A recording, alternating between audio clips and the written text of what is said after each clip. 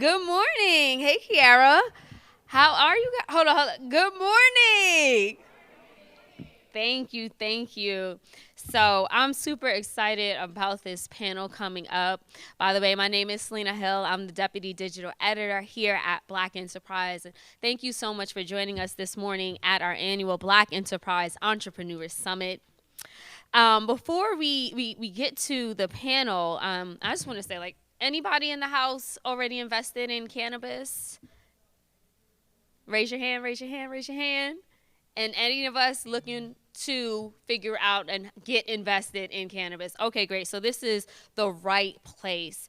So we actually have a very special person moderating this panel, Philly's very own Rashaad Lambert. He is the founder of Forbes The Culture. He's a senior executive vice president of Forbes. He has maybe about 4 or 5 other titles, so I'm going to just keep it here, keep it right there. So well connected. So happy that he could be here with us, and he also partnered with us here at the Black Enterprise Entrepreneur Summit. So please give it up for the moderator of the Green Rush, Rashaad Lambert. Kylie, am I on? Here. Can y'all hear me? Here. Oh, I'm not used to lapel mics. This is weird. So if y'all see me looking down and talking into my shirt, it's not, Good morning, everybody. Can I get some more energy, a little bit more energy? Good morning, y'all. Okay, cool. So like she said, my name is Rashaad Lambert. Thank y'all for being here this morning. We're going to have an extremely dynamic panel. I'm more of a conversationalist, so this might seem like a conversation. We will take questions at the end, so if you have questions, write them down. Make sure you don't forget them. It's going to be dope. So without further ado, I want to introduce my panelists. Oh, wait, I want to do a drop first. So like she asked a question, how many of you are invested already in the space, maybe even if not on the business side, medical side, recreational users, anybody? No? Okay, there we go. I just wanted to see some hands. Smoke weed every day. All right, there we go. Okay, so I want to bring up my first 2 panelists. They are partners, of course. They are the founders of Hempoholic, Dr. Io Gathing and Jason Gathing. Please welcome them to the stage, everybody.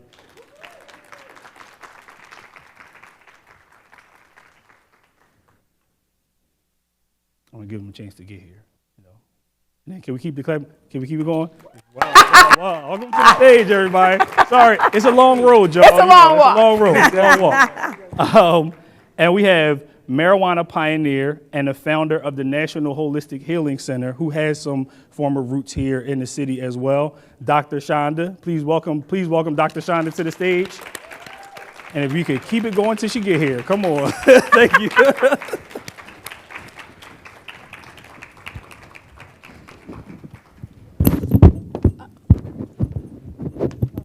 Welcome, Doc. Thank you so much. You got it? Okay. Good. So what you all kind of saw on the agenda, kind of to level set. I want to start with that, read that before I jump into my first question, just so we're all on the same page here. The country has moved away from the criminalization of cannabis over the past several years, sort of. Thus giving rise to a major new industry. As a result, increased legalization has put the marijuana market on track to soar to $70.6 billion globally by 2028. Does that sound correct? That's okay. right. Okay. It sounds like it's a little low. Very good. Okay. No, it sounds low to me, too. Yeah. However, despite growing excitement around cannabis, people of color make up only a small number of those profiting from this lucrative industry. And by small number, I mean very small. I'm not even sure if y'all can see that little space between my fingers. Even though the war on drugs has disproportionately hurt them as in us. These successful founders are about to share how they crack the industry and offer insights into industry trends and investments. So once again, can we give it up one more time for my panelists before we start, please? Thank you. I just wanted to make sure y'all was awake. That's all. Sorry for all the clapping. So I'll start with you, Dr. Chanda. How did you venture into the cannabis industry? Well, first of all, make sure this mic is on right. So I'm a two-time Howard University graduate. I studied breast cancer because it impacted our community at a high rate. After graduation, I decided that when I was looking at the rates of prostate cancer in the African American community, it was really important for me to do some more studies on it. So I looked at prostate cancer metastasis to bone and worked on natural medicines to help with symptoms of cancer. And when I was going through that whole process, the reoccurring thing was that, in fact, cannabis could help with the symptoms of cancer. So, of course, I met Howard, and I'm talking to my advisor about this, and I said, I want to study marijuana, and he was like, do you want to go to prison? And I was like, no.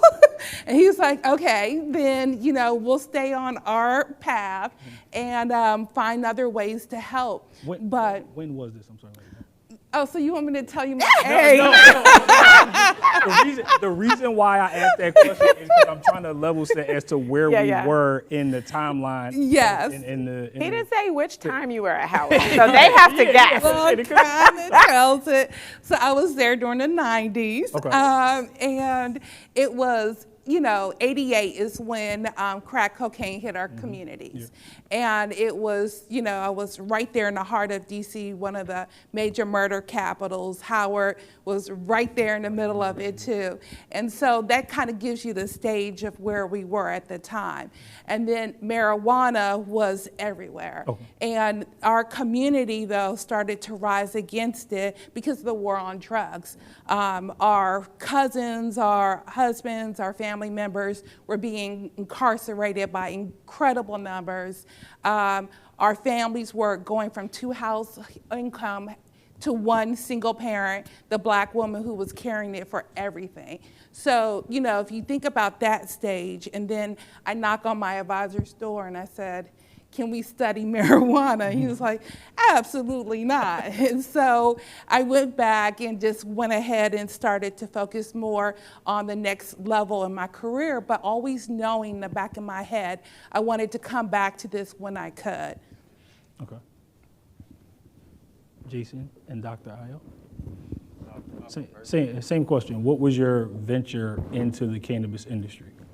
I'll go first. So mine was being an ex-athlete. I played college football, and you take hits, you give hits. I'm taking Motrin, Tylenol, Patron. I'm taking all these shots basically just to try to get through each and every game of taking pain. So I wanted to find. What position you play? I played tailback. Okay, so you took a lot. I gave the punishment, so I took one. But taking all these painkillers, I wanted to find an alternative. And once I heard about the effects of cannabidiol, or which is CBD, it was kind of a no-brainer. It helps you mentally, physically, emotionally. It was just at home. Honestly, the first time I really had an experience with it was, it wouldn't be the first time, but my kid had hand, foot, and mouth.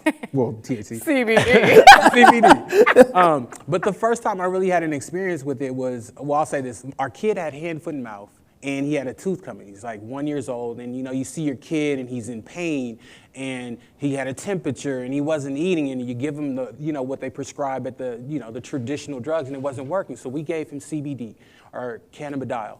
20 minutes later, his temperature decreased, he was eating, and his mood changed. I was like, what is this? Let's go. So it was so compelling that we actually bought a farm. How at the time? Sorry, not started. But how at that time? How widely available was CBD? It was pretty. It was still early.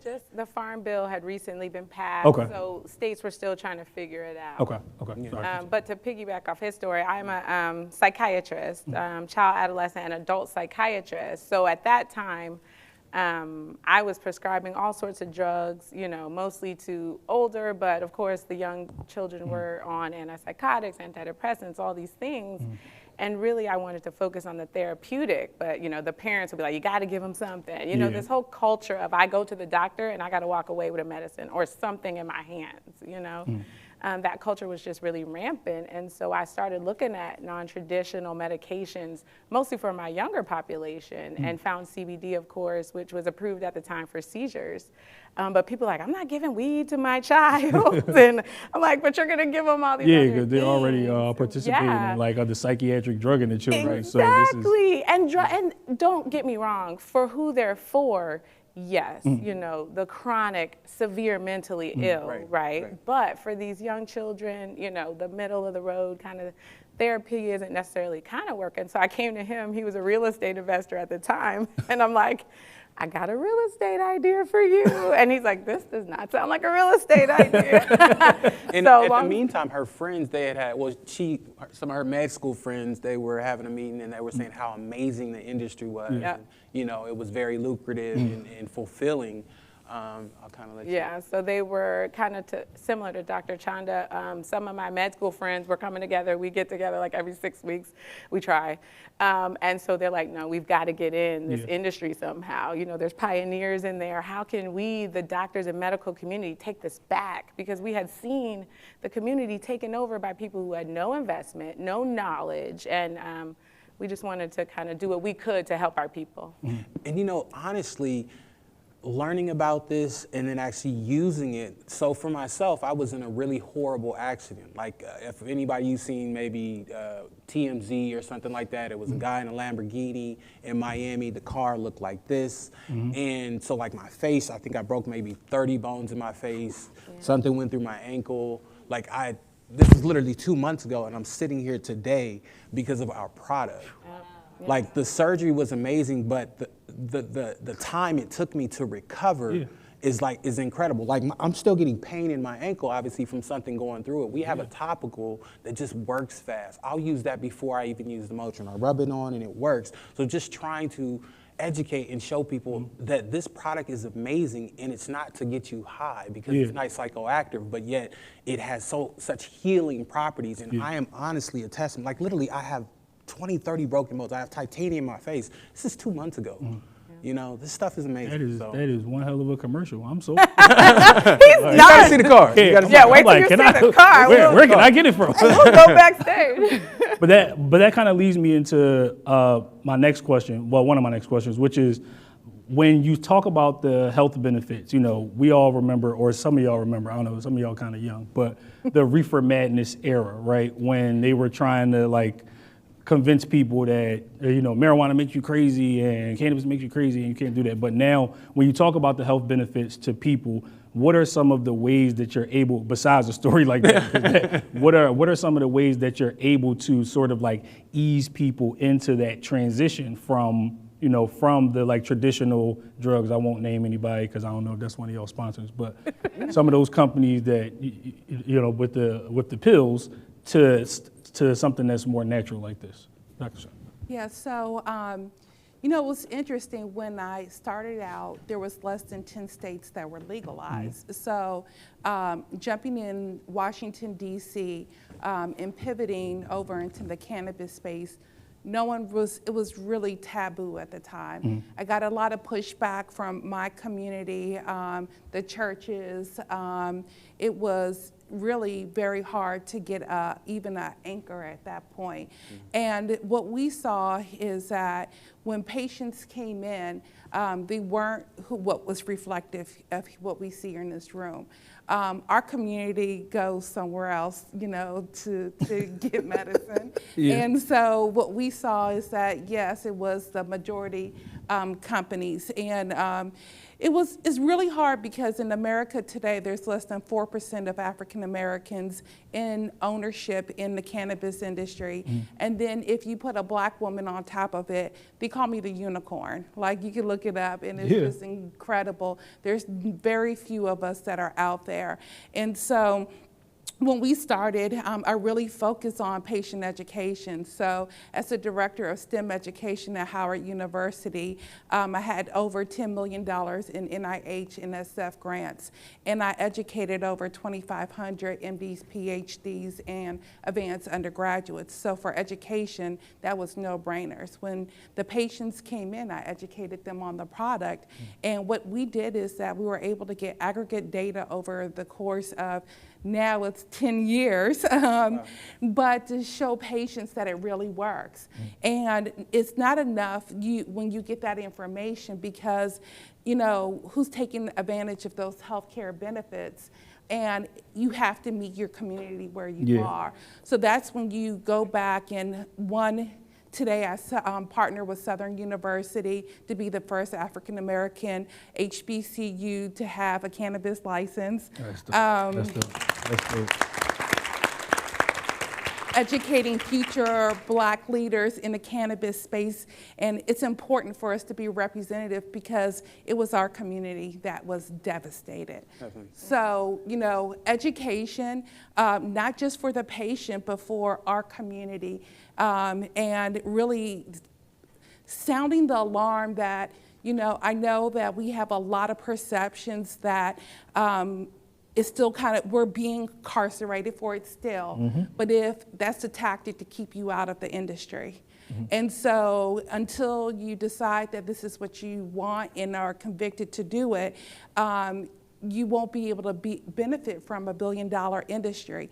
And so we've been pushing very hard for social equity programs so that people like us have an opportunity at least. It's not a very easy industry, but it's one that you need to be in and you're welcome to be in it. So I really, you know, go out, and even though my staff in Louisiana is now over 60, in DC we're probably like a 30. My vertical operation in West Virginia is hopefully will be licensed to put our first seed in the ground on June 24th, and then just one New Jersey. So, you know, I'm looking for you. If you have a dispensary, if you have a grow, you have a processing license, and you need help, but in order for me to help us, I need you to be there. So this is what the call of duty for me is, to encourage us to participate, and then I can bring us all along. So this is the sounding board. This is the message that goes from my heart to your ears. Absolutely. And I have a question for the audience real quick before the gatherings gather us. How many, is there anybody here, how many of you by like show of hands, who has tried to help someone in your family who is older convert from whatever medications they are taking to something that's more natural? Anybody? Okay, so it's not just me. How many of you were successful in doing that? Okay, yeah, same. Okay, about the same. I've tried. I'm still trying, but it's not as easy when people are kind of like, you know, when they come from that like reefer madness era, you know, they have a certain perspective. Or your husband is incarcerated. Yeah, right. For using cannabis, which we know is medicine. Right. And, you know, that's the way that they can fuel the private prison system, and that's a $40 billion industry. And how else they're going to make money off of our backs? They did it from our ancestors, and they do it today. Yeah, absolutely. And even when you said you just won Jersey, Jersey has it now where you are able to legally purchase, of course, it is recreational, all of that, but they have changed some of the like the DUI laws and like how much you can transport in your car. So it's kind of like you can go to a dispensary and purchase it, but then how you get it to your house? Like how can I get it to my house? I gotta walk home. Yeah, I gotta walk home with it. Like, you know, or you can't cross state lines with it. So now you gotta get a hotel or something like that. It's kind of, you know, it's a little weird. So same question that I have for Dr. Chanda, for you guys. Like, what are some of the methods that you utilize, again, besides your story, to kind of help to convert people over into this more natural method? So I'll start with more of like how we reach, and then I'll let him talk about some of the business ways. Okay. So in terms of reaching the people and educating, we went the kind of opposite route. we opened a retail store in a popular mall in Atlanta because we really wanted to kind of do grassroots. And people would come up and be like, y'all selling weed at the mall? Like, what? Y'all got that perk? Y'all got that perk? Y'all got that perk? Serious. They'd be like, or no, I don't mess with no CBD. I smoke the real stuff, the real stuff. And we just really have to educate our community that there are room for both CBD and THC for different reasons. And really, two really good reasons, they're different and for different things. So we really had to educate. And then once you, put a price on it, they were like, oh no, I'm not buying that, but then they would go and spend $50 in the movie theater on popcorn and drinks. Right. And you're like, what is happening? And so we really, one by one, everyone that came in there, we would do a 30-minute spiel. He got it down. I'd be like, look, it's CBD, you want it, you're not, If it's my day at the store, like, I ain't nobody got time for that. But we tried to really educate. We had signs up in the store about our receptors and how our body reacts and why it's medicine, and they would send, police or undercover cops to see if we were selling what we were supposed to and everything. And, we educated them too, and so I think a lot of it is meeting people where they are, right, and not judging and not trying to really just, push them to believe what you believe, but then you counter with fact. You meet them where they are and just try to educate. And for the grandmas, we try, but if you don't educate and you don't empower, then the business side won't get fueled because we won't support each other, right? Well, oh, they selling weed. Those are the weed dealers, and so it was really about really stepping into our community, grassroots, providing that advocacy, and that's why we created some of the other programs. And like she kind of said, like the educational component is cabbage and spinach. It's like weed and CBD. CBD is actually cannabidiol, and THC is textural hydrocannabinoid. So that's the difference with the two. But it's like one is psychoactive, meaning it gets you high. The other one, it has less than 3%, or we use isolate, which is some of our products. So we basically take the flower, it turns into a grain, they extract the THC from it, so you get all the health benefits of it without worrying about the psychoactive side, but it's not actually psychoactive, well, somewhat. But you get all the health benefits from it. So essentially, it's just educating people on the differences between the two. Even people understanding that there's an endocannabinoid system inside of your body. This is actually a system inside of your body. So when you take CBD or cannabidiol, it binds to those receptor cells and it sends signals all through your body. The CB1 receptors. So if it goes to your eyes, to your legs, if you have pain somewhere, it's sending signals there and it's reducing anxiety, pain, stress, and it's helping in so many different areas. So example, if you had anxiety and you smoked a blunt, like THC, then it might enhance your anxiety. But if you smoked CBD or if you took a gummy, then you would be nice and relaxed. It would calm you down. So the effects are totally different on the body. And I can kind of get back into what the... Well, I think we can get into business stuff later. Yeah. So I actually, that is actually funny because this is like a segue, but I want to go off just a little bit. I think I told y'all that I was going to riff. Because you said something that was really interesting to me, Dr. Ayo. You said that they sent undercover police to investigate. So my original question, just so y'all know, was, have you what are some of the obstacles that you've had to overcome by being a black person in this industry? But now I want to specifically know. Yeah. In addition to that question, have you had, because there are people here that I'm not trying to scare, I just want to prepare. Have you had run-ins with law enforcement due to your involvement in this industry? Yeah, so again, because we were retail, we were forward-facing for customers, we had to deal with, the mall, we had a legal team to, what's in your product? What do you do? Do you ingest it? We tried to have, you can actually have pure CBD flower, right? It looks just like marijuana. It smells the same. Yep. So you can't really tell the difference, but they had to trust me. I'm a medical doctor. Why would I lie and go to prison selling weed in the mall if I'm telling you I'm not? So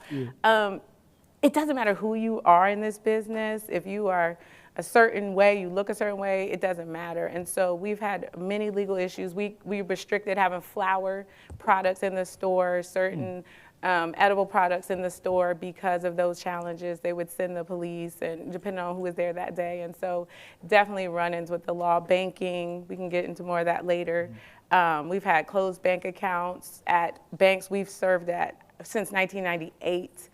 Closed accounts for no apparent reason. Merchant processors hold our funds for 120 days with no explanation. We weren't even able to talk to a customer service representative to say, hey, what did we do wrong? Because we didn't. They did it because they could. And honestly, they even tell you that we have this program. Yep.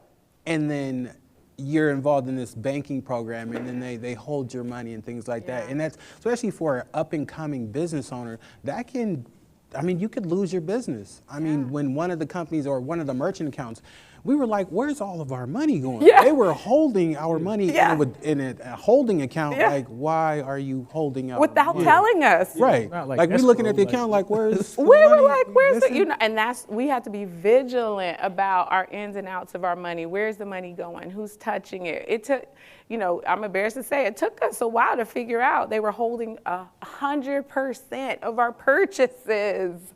And that was after the other merchant held our full capital for 5 months with no explanation. So I think there's a lot of room to go in this industry, but we can't let that scare us off. They wanted us to run. They wanted us to fold.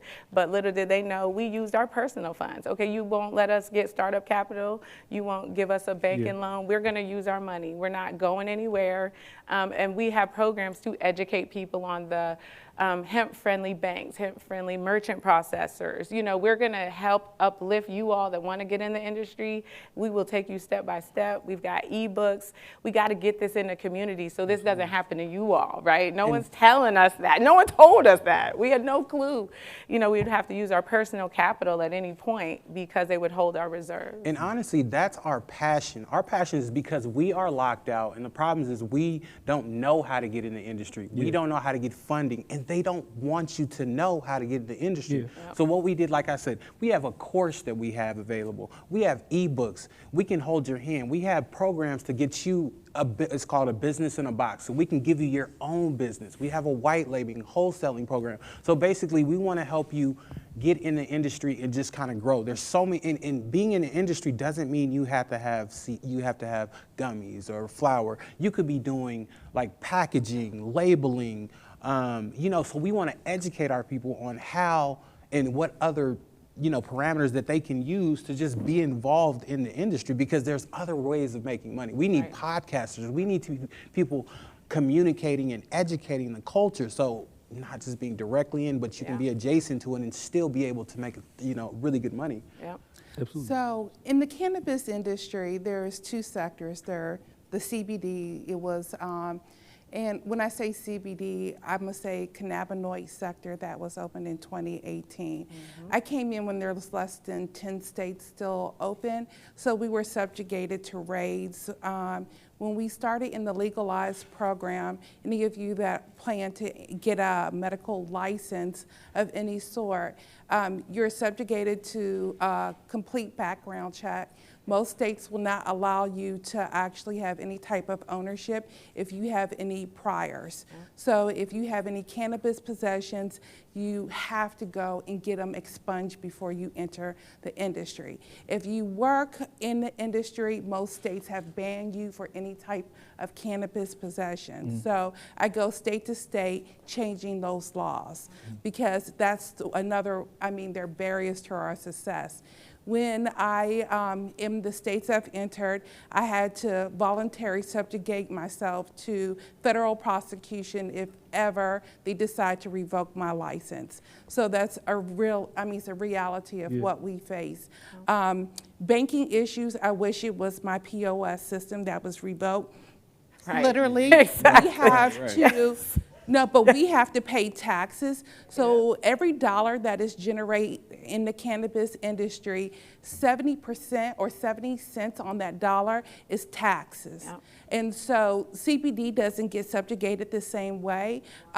They don't have to pay those taxes. So your margin for revenue is little to none because they want to keep you banned out. And then any loans you get, you won't be able to pay for them. And then you sell your license to a majority majority white stakeholder that has the long money so that they can flip their license for $40, $50 million when you had to sell it for $1 million. Right. So remember when they say that if your license or someone offers you $1 million is really $40 million, it's a real thing. Yeah. Also, when I pay taxes, I go to the local tax place and I bring hundreds of thousands of dollars in cash, and I subjugate myself to potential robberies, and my staff, as well as patients coming in with cash to pay for the product, are also have to be mindful of their safety because of this industry. And so when I think about threats to our community continuously, it's just all there. Public safety is not something that is taken, I mean, it's not respected in this industry at all. I'm a mother of 4, so can you imagine is that if I'm ever incarcerated, who's gonna take care of my children? And so, depending on how risk averse you are, you have to decide if you're going to be plant touching or non-plant touching, and that is a real divide.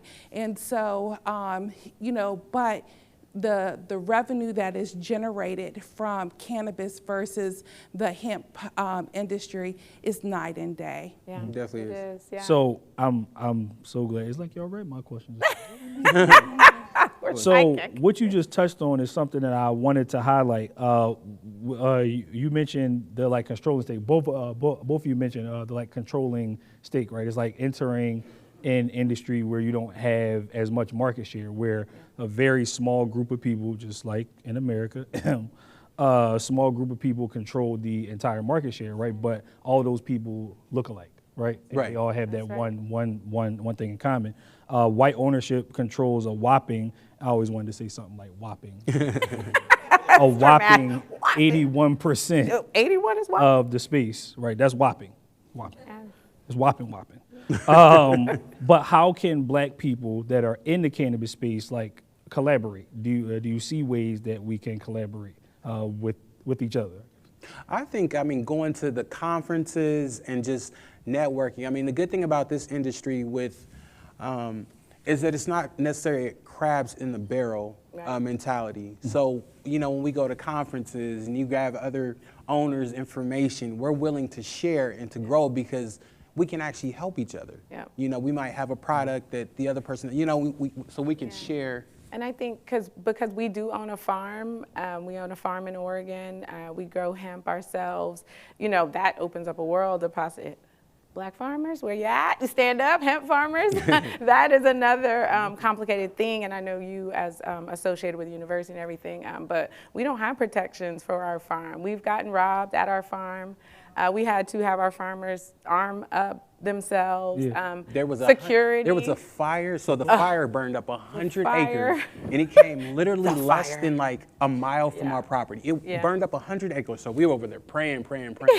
Thank God it went a different direction. But we've had to go through a little bit of everything in this industry. And not to scare you guys. Because we were talking about all the bad stuff, but there Not are. to scare, But just it to opens prepare. opportunity, security. Well, I want to jump in there labeling. because there's 3 things that you need to know to get into the industry. So there is, from state to state, our RFA that is released. Yep. When that RFA is released, it's only a certain window of time that you have to apply.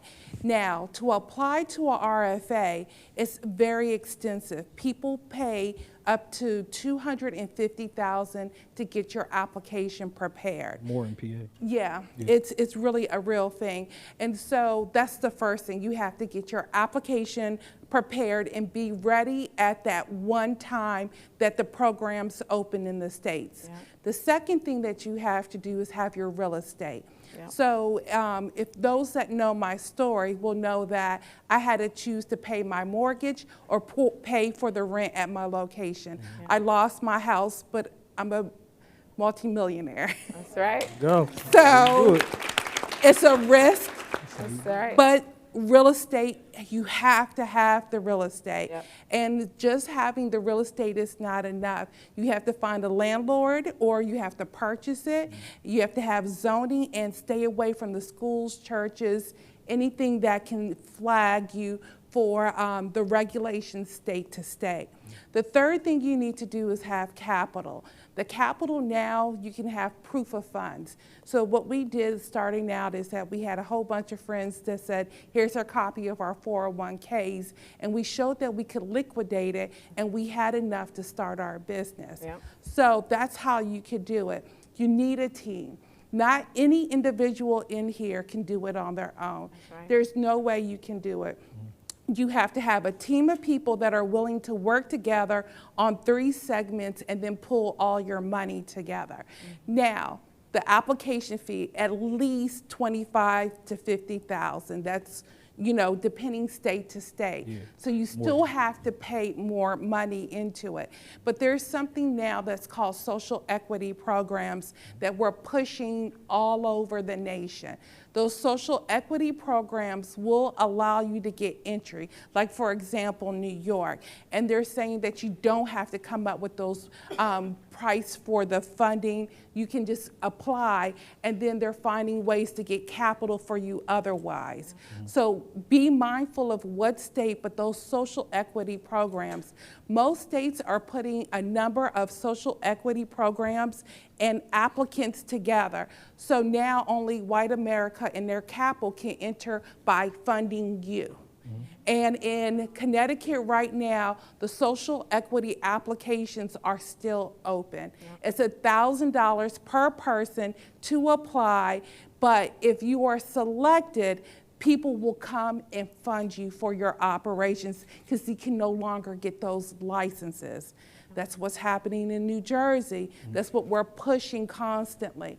So this is how you get in.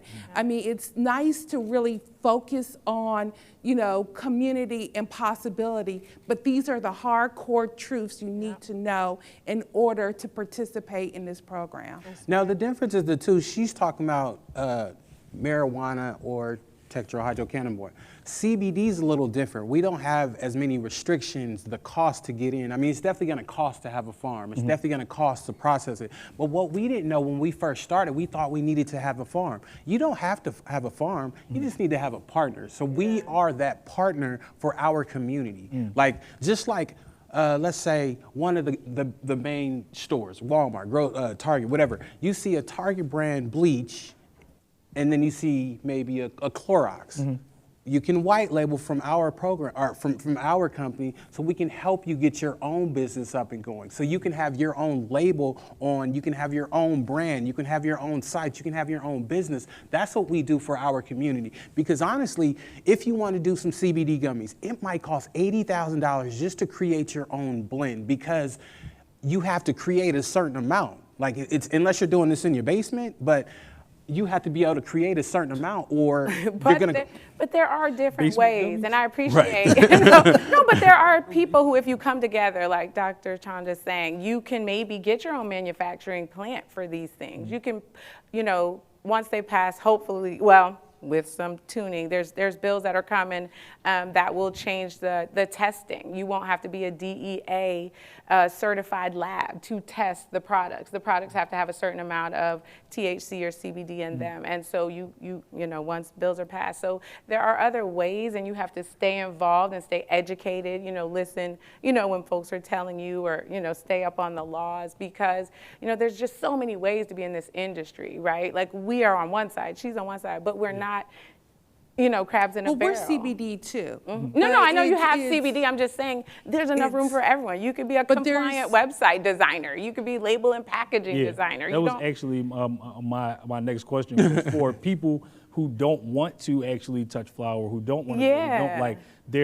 What are some of the other ways that people can get into the industry that doesn't have to be, that are like on like the ancillary side, like you don't necessarily have to, you know, on another business, or you don't necessarily have to own a hotel, but you can sell pillows. I'll let Dr. Chanda, you can start on the cannabis side, then we can talk about CBD. Well, representing Women Grow, so we're the largest population of women in the industry with a 2.5 million reach.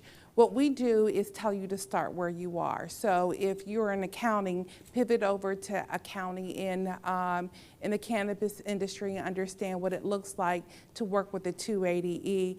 If you are, like you said, a website designer, you have to know what are the stipulations to be able to advertise and even how to market through social media where it's banned. So there's ways that you can learn, but the experts of where you are, then you pivot over, and then you work with the group that has other expertise if you want a license. So you kind of just all come together and decide who has what expertise, but start where you are. Yep. That's the easiest place for ancillary businesses. And we constantly look for minority owners that are doing with packaging, labeling, with any type of our supply chain needs. So that's one thing, is actually just start. But I think that in the long run, what I've seen, because a lot of the growth right now is for us. That's right. And I have to say the Black woman is definitely growing exponentially in this arena.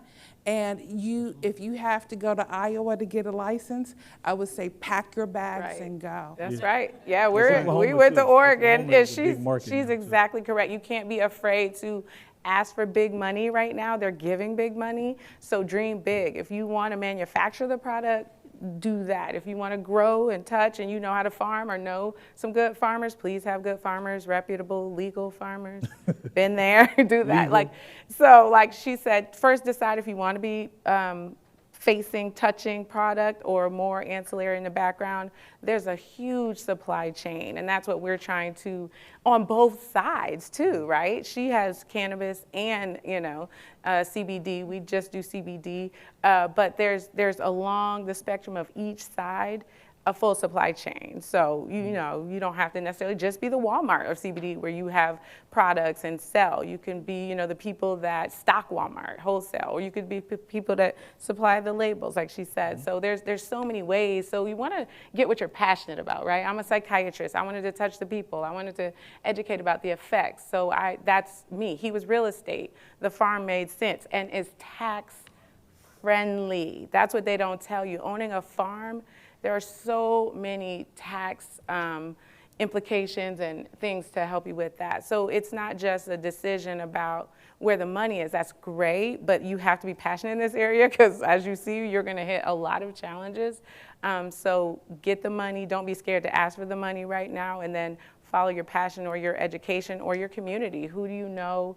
Where can you get in? And then following your community is, well, who can you go to? Where are these experts? Because I'm sure everybody's looking for experts. Yeah. Like, Everybody we did the same thing. That's how we bumped our head 1,000,000 times. We probably spent over $1 million just with the farm, with the processing, with creating our blends and everything else. So, you kind of have to go to experts like ourselves just to learn about the industry, because we're here to help educate our community. We want you guys to be successful. There's plenty of room up top, and you go in one of these stores and you see the same product from different brands. So we're willing to help you guys grow. We're willing to educate. We're willing to help you build your families and change the structures and situations that you guys are in, and just get you guys in the industry. We think this is so important, just for you guys to be a part of it. So like I said, teaming up with experts that know the industry, like I said, we've lost a lot of money, but we've also made a lot of money too. And we've learned so much that we want to give you guys the game instead of you guys bumping your head and spending and wasting, the funds that we did. So, I got one more question. I know I cut in the Q&A, y'all. I'm sorry. They've given me 70 gang signs. But the panelists were cooking. I did not want to cut this off. This was and they probably answered some of y'all questions. I got one more, and I get the Q&A. I promise. Thank you.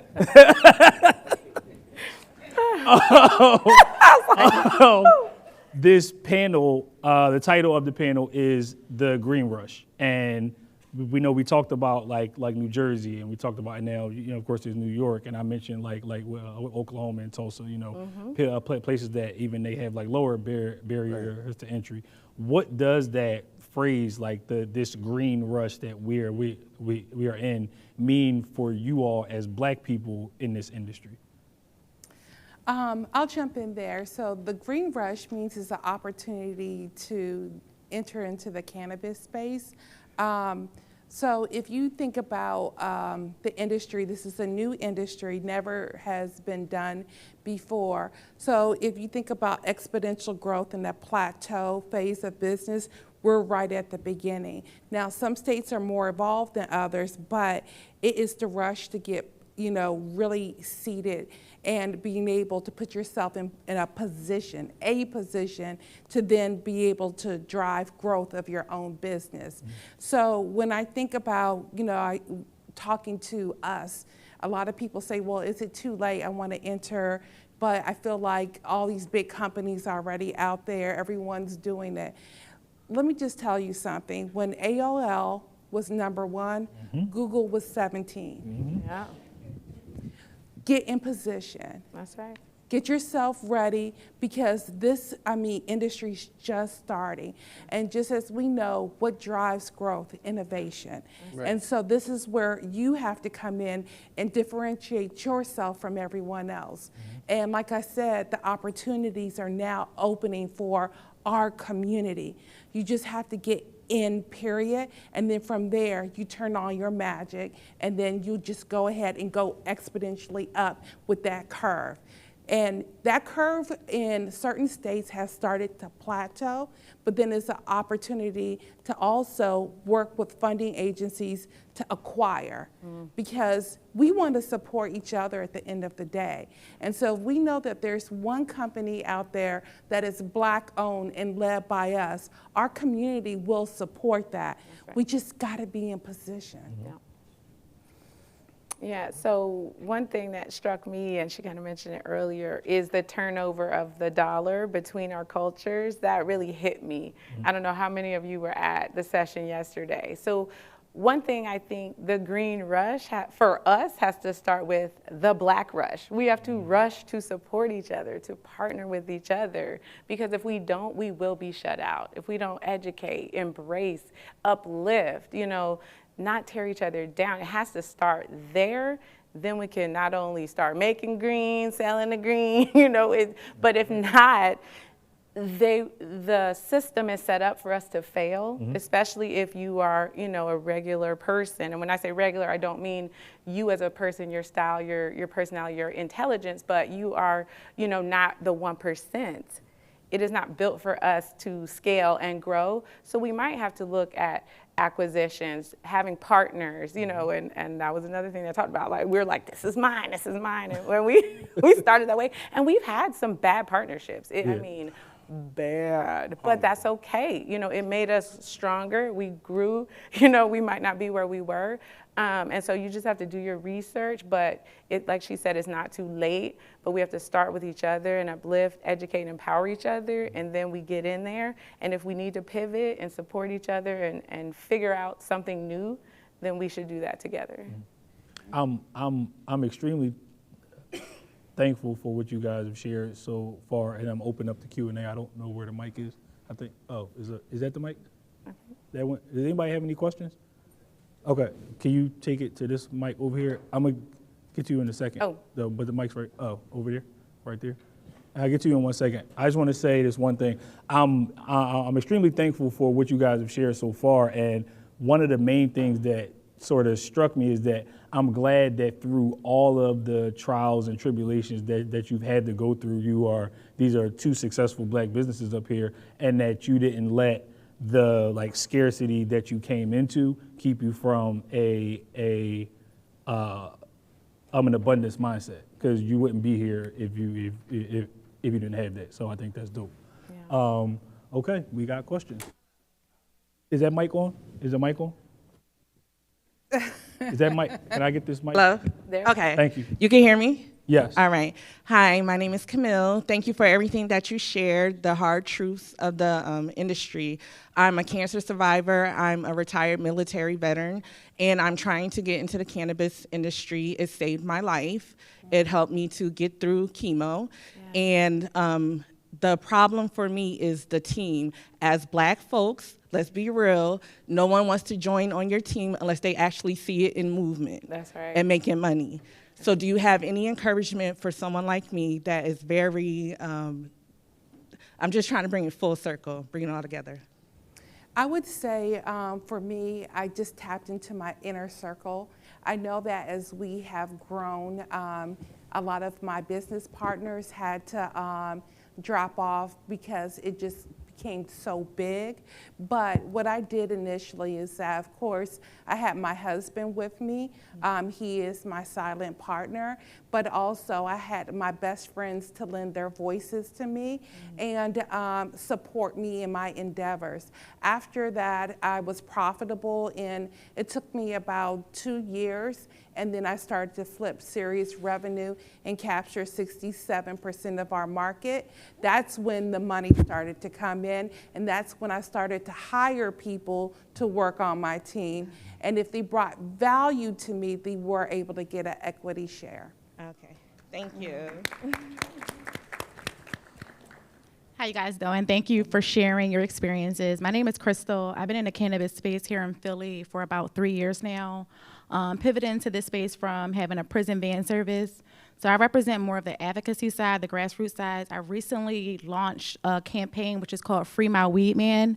And Dr. Chanda, you was mentioning more about the social equity. If you can just go more into, as we're meeting with these state legislators and we're creating the language here for cannabis legalization in Pennsylvania, what are some things that we should be asking as we develop our social equity program here in Pennsylvania? Definitely. So we started in Pennsylvania back in 2017 with the super license. We were Alera here. We're now in Louisiana, Alera Holistic. We've evolved so much from state to state. What I would ask you to do, there's a young lady here, Stephanie. I have language already written I can share with you that will tell you exactly what we would suggest for a social equity program. We're doing it currently in Louisiana. We're doing it on the national level. We're doing it state to state. And then New York has a very unique system. And the person who runs that that New York system, her name is Gia Marone. She's my partner in Women Grow. She can give you the actual language that we've used from state to state. So I would just say give your card to Stephanie. That would be good, because I'm one of the organizers for Philadelphia Cannabis Business Association. So yeah, that's amazing. What we're looking for. Thank you. Yes, thank you. Yes. Hi, I'm Marvin Lee. My wife and I own Purely Redefined Med Spa in Colorado Springs. We're both physicians, and we're thinking about entering the space. And in terms of residency requirements, are you required to live in the state that you start your business in, whether it's a grow or a dispensary? And if so, do you have any creative suggestions to get around that if you don't live in the state? Yeah, so it depends on the states. I would not say, like, for example, Pennsylvania doesn't have a requirement for residency, but it is highly favored, and that's, throughout the nation. It just depends on where you are. So when that RFA comes out and they tell you, okay, there is a residency requirement, like New York, I'm pretty sure moving forward, everything is going to be a residency requirement. So that's when you really have to go out there and partner with someone. Yeah. So I would think about like-minded people that have the same values with you. I know a lot of times, depending on my business and my business style, I'll even go on LinkedIn and see people that, okay, this person, based upon their resume, let me see if there's interest. But I can tell you that in all of my emerging markets, what is so important is physician services. Yep. So if you wind up owning, you can't recommend. But if you recommend, then you can generate lots of income. So wherever I go, I make sure I have we call them patient recruiters, because as you know, at 3%, the market taps off. So 3%, even all markets will hit a plateau. Some are outliers, some can go to 7%, depending if they have a rec or a medical license program. So what you want to do is get yourself in position for that first while you're thinking about emerging into the actual dispensing, manufacturing, and or cultivation. Because really right now you can make between, from one patient, people charge from $50 to $250. And again, that's a skill set only you can recommend.